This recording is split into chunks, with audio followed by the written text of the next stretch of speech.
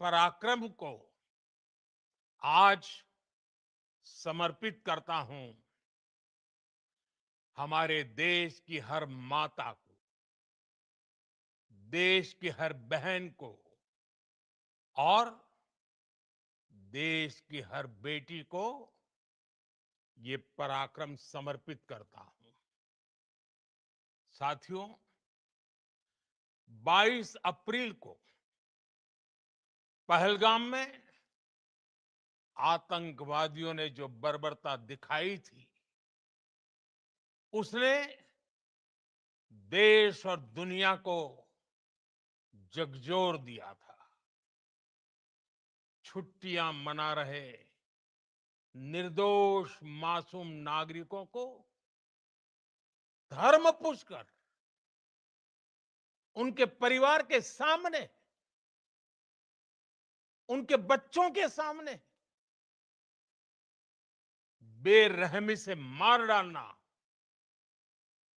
यह आतंक का बहुत बीभत्स चेहरा था, क्रूरता थी। ये देश के सद्भाव को तोड़ने की घिनौनी कोशिश भी थी।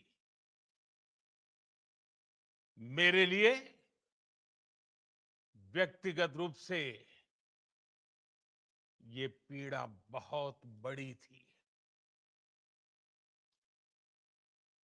इस आतंकी हमले के बाद सारा राष्ट्र, हर नागरिक, हर समाज, हर वर्ग, हर राजनीतिक दल एक स्वर में आतंक के खिलाफ कड़ी कार्रवाई के लिए उठ खड़ा हुआ। हमने आतंकवादियों को मिट्टी में मिलाने के लिए भारत की सेनाओं को पूरी छूट दे दी और आज हर आतंकी, आतंक का हर संगठन जान चुका है कि हमारी बहनों बेटियों के माथे से सिंदूर हटाने का अंजाम क्या होता है। साथियों, ऑपरेशन सिंदूर ये सिर्फ नाम नहीं है, ये देश के कोटि कोटि लोगों की भावनाओं का प्रतिबिंब है। ऑपरेशन सिंदूर न्याय की अखंड प्रतिज्ञा है।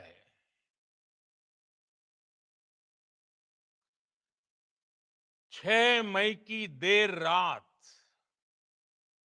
7 मई की सुबह पूरी दुनिया ने इस प्रतिज्ञा को परिणाम में बदलते देखा है। भारत की सेनाओं ने पाकिस्तान में आतंक के ठिकानों पर, उनके ट्रेनिंग सेंटर्स पर सटीक प्रहार किया। आतंकियों ने सपने में भी नहीं सोचा था कि भारत इतना बड़ा फैसला ले सकता है। लेकिन जब देश एकजुट होता है, नेशन फर्स्ट की भावना से भरा होता है, राष्ट्र सर्वोपरि होता है, तो फौलादी फैसले लिए जाते हैं, परिणाम लाकर दिखाए जाते हैं। जब पाकिस्तान में आतंक के अड्डों पर भारत की मिसाइलों ने हमला बोला, भारत के ड्रोन्स ने हमला बोला, तो आतंकी संगठनों की इमारतें नहीं, बल्कि उनका हौसला भी थर्रा गया। बहावलपुर और मुरिद के जैसे आतंकी ठिकाने एक प्रकार से ग्लोबल टेररिज्म की यूनिवर्सिटीज रही है। दुनिया में कहीं पर भी जो बड़े आतंकी हमले हुए हैं, चाहे 9/11 हो, चाहे लंदन ट्यूब बॉम्बिंग हो, या भारत में दशकों से जो बड़े बड़े आतंकी हमले हुए हैं, उन सब के तार कहीं ना कहीं आतंक के इन्हीं ठिकानों से जुड़ते रहे हैं। आतंकियों ने हमारी बहनों का सिंदूर उजाड़ा था, इसलिए भारत ने आतंक के ये हेडक्वार्टर्स उजाड़ दिए। भारत के इन हमलों में 100 से अधिक खूंखार आतंकवादियों को मौत के घाट उतारा गया है। आतंक के बहुत सारे आका बीते 2.5-3 दशकों से खुलेआम पाकिस्तान में घूम रहे थे, जो भारत के खिलाफ साजिशें करते थे। उन्हें भारत ने एक झटके में खत्म कर दिया। साथियों, भारत की इस कार्रवाई से पाकिस्तान घोर निराशा में गिर गया था, हताशा में गिर गया था, बौखला गया था। और इसी बौखलाहट में उसने एक और दुस्साहस किया। आतंक पर भारत की कार्रवाई का साथ देने के बजाय पाकिस्तान ने भारत पर ही हमला करना शुरू कर दिया।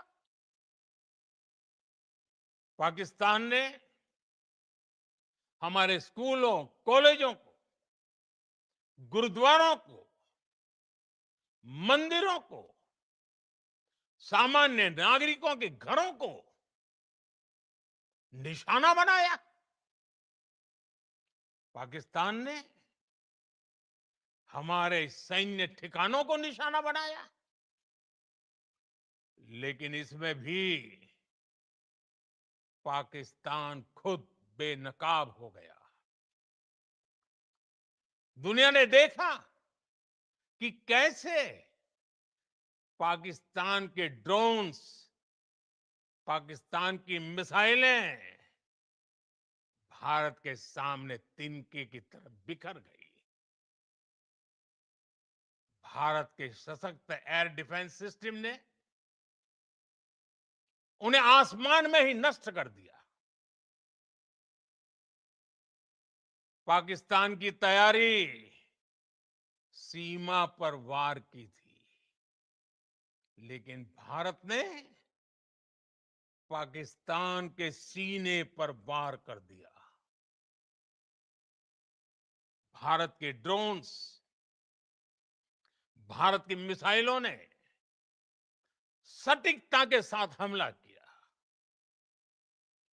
पाकिस्तानी वायुसेना के उन एयरबेस को नुकसान पहुंचाया, जिस पर पाकिस्तान को बहुत घमंड था। भारत ने पहले 3 दिनों में ही पाकिस्तान को इतना तबाह कर दिया, जिसका उसे अंदाजा भी नहीं था। इसलिए भारत की आक्रामक कार्रवाई के बाद पाकिस्तान बचने के रास्ते खोजने लगा। पाकिस्तान दुनिया भर में तनाव कम करने के लिए गुहार लगा रहा था और बुरी तरह पीटने के बाद इसी मजबूरी में 10 मई की दोपहर को पाकिस्तानी सेना ने हमारे डीजीएमओ को संपर्क किया। तब तक हम आतंकवाद के इंफ्रास्ट्रक्चर को बड़े पैमाने पर तबाह कर चुके थे। आतंकियों को मौत के घाट उतार दिया गया था। पाकिस्तान के सीने में बसाए गए आतंक के अड्डों को हमने खंडहर बना दिया था। इसलिए जब पाकिस्तान की तरफ से गुहार लगाई गई, पाकिस्तान की तरफ से जब ये कहा गया कि उसकी ओर से आगे कोई आतंकी गतिविधि और सैन्य दुस्साहस नहीं दिखाया जाएगा, तो भारत ने भी उस पर विचार किया। और मैं फिर दोहरा रहा हूं, हमने पाकिस्तान के आतंकी और सैन्य ठिकानों पर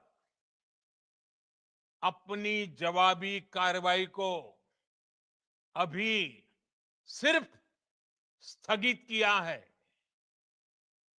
आने वाले दिनों में हम पाकिस्तान के हर कदम को इस कसौटी पर मापेंगे कि वो क्या रवैया अपनाता है। साथियों, भारत की तीनों सेनाएं, हमारी एयरफोर्स, हमारी आर्मी और हमारी नेवी, हमारी border security force BSF, Bharat के अर्धसैनिक बल लगातार अलर्ट पर है। सर्जिकल स्ट्राइक और एयर स्ट्राइक के बाद अब ऑपरेशन सिंदूर आतंक के खिलाफ भारत की नीति है। ऑपरेशन सिंदूर ने आतंक के खिलाफ लड़ाई में एक नई लकीर खींच दी है, एक नया पैमाना, न्यू नॉर्मल तय कर दिया है। पहला, भारत पर आतंकी हमला हुआ तो मुंह तोड़ जवाब दिया जाएगा।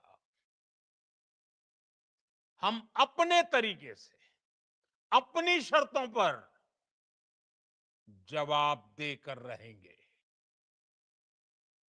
हर उस जगह जाकर कठोर कार्रवाई करेंगे जहां से आतंक की जड़ें निकलती हैं। दूसरा, कोई भी न्यूक्लियर ब्लैकमेल भारत नहीं सहेगा। न्यूक्लियर ब्लैकमेल की आड़ में पनप रहे आतंकी ठिकानों पर भारत सटीक और निर्णायक प्रहार करेगा। तीसरा, हम आतंक की सरपरस्त सरकार और आतंक के आकाओं को अलग अलग नहीं देखेंगे। ऑपरेशन सिंदूर के दौरान दुनिया ने पाकिस्तान का वो घिनौना सच फिर देखा है, जब मारे गए आतंकियों को विदाई देने पाकिस्तानी सेना के बड़े बड़े अफसर उमड़ पड़े। स्टेट स्पॉन्सर्ड टेररिज्म का ये बहुत बड़ा सबूत है। हम भारत और अपने नागरिकों को किसी भी खतरे से बचाने के लिए लगातार निर्णायक कदम उठाते रहेंगे। साथियों, युद्ध के मैदान पर हमने हर बार पाकिस्तान को धूल चटाई है और इस बार ऑपरेशन सिंदूर ने नया आयाम जोड़ा है। हमने रेगिस्तानों और पहाड़ों में अपनी क्षमता का शानदार प्रदर्शन किया और साथ ही न्यू एज वॉरफेयर में भी अपनी श्रेष्ठता सिद्ध की। इस ऑपरेशन के दौरान हमारे मेड इन इंडिया हथियारों की प्रामाणिकता सिद्ध हुई। आज दुनिया देख रही है 21वीं सदी के वॉरफेयर में made in India defence equipments, इसका समय आ चुका है। साथियों, हर प्रकार के आतंकवाद के खिलाफ हम सभी का एकजुट रहना हमारी एकता, हमारी सबसे बड़ी शक्ति है। निश्चित तौर पर ये युग युद्ध का नहीं है, लेकिन ये युग आतंकवाद का भी नहीं है। टेररिज्म के खिलाफ जीरो टॉलरेंस, ये एक बेहतर दुनिया की गारंटी है। साथियों, पाकिस्तानी फौज, पाकिस्तान की सरकार जिस तरह आतंकवाद को खाद पानी दे रहे हैं, वो एक दिन पाकिस्तान को ही समाप्त कर देगा। पाकिस्तान को अगर बचना है तो उसे अपने टेरर इंफ्रास्ट्रक्चर का सफाया करना ही होगा। इसके अलावा शांति का कोई रास्ता नहीं है। भारत का मत एकदम स्पष्ट है। टेरर और टॉक एक साथ नहीं हो सकते। टेरर और ट्रेड एक साथ नहीं चल सकते और पानी और खून भी एक साथ नहीं बह सकता। मैं आज विश्व समुदाय को भी कहूंगा, हमारी घोषित नीति रही है, अगर पाकिस्तान से बात होगी तो टेररिज्म पर ही होगी। अगर पाकिस्तान से बात होगी तो पाक ऑक्युपाइड कश्मीर, पीओके, उस पर ही होगी। प्रिय देशवासियों, आज बुद्ध पूर्णिमा है। भगवान बुद्ध ने हमें शांति का रास्ता दिखाया है। शांति का मार्ग भी शक्ति से होकर जाता है। मानवता शांति और समृद्धि की तरफ बढ़े, हर भारतीय शांति से जी सके,